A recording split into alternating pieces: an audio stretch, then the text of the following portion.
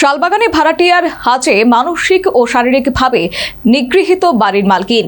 FIR নিয়েও থানার ভূমিকায় উঠছে বড় প্রশ্ন। এয়ারপোর্ট থানাকে ঘিরে স্থানীয়দের মধ্যে ক্ষোভ বাড়ছে।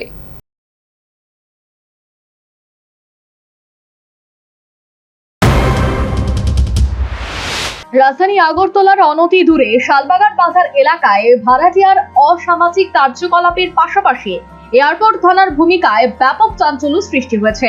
স্থানীয় সূত্রে জানা গেছে, এলাকার বাসিন্দা আরতি দেবনাথের বাড়িতে কিছুদিন আগে মানিক সরকার নামে এক ব্যক্তি পরিবার সহ ভাড়াটিয়া হিসেবে ওঠেন।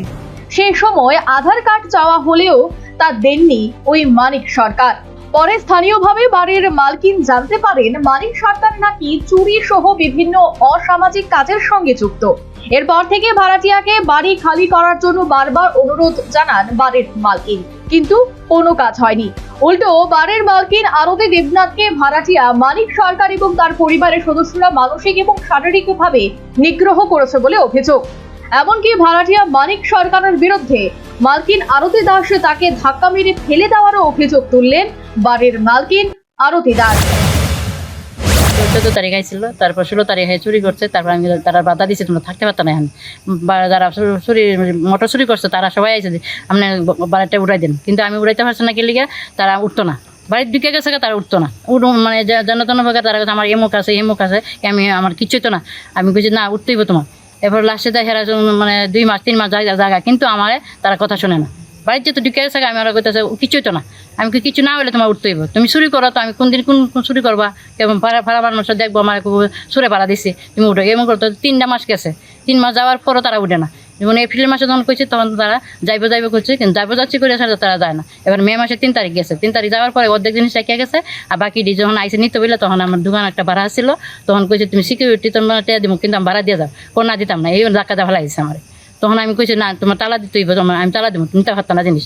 তখন আমার লগে অসুবিধার বাসা রাস্তার মধ্যে, মানে দোকানের সামনে বাজারের মধ্যে কথা হয়েছে।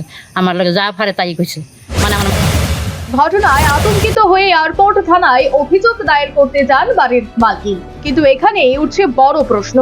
অভিযোগ, এয়ারপোর্ট থানায় ওই মহিলার এফআইআর জমা নেওয়া হলেও পুলিশ রিসিভ কপি দিতে অস্বীকার হয়। আর এই ঘটনাকে কেন্দ্র করে এয়ারপোর্ট থানার পুলিশের ভূমিকা নিয়ে এলাকায় ক্ষোভ দেখা দিয়েছে। থানার থেকে কইছে কাল আমার মানে একবার আইসি সন্ধ্যা, মানে দুপুরবেলা, ওখানে আবার আইসি রাত্রেবেলা। আমি আবার জীবিত গেছিলাম, আমার ডাকাতে ফেলাইছি, আমি ব্যথা পাইছি, তো পুরা ডাইনাতার পুরা ব্যথা পাইছি, মাথা তো ব্যথা পাইছি।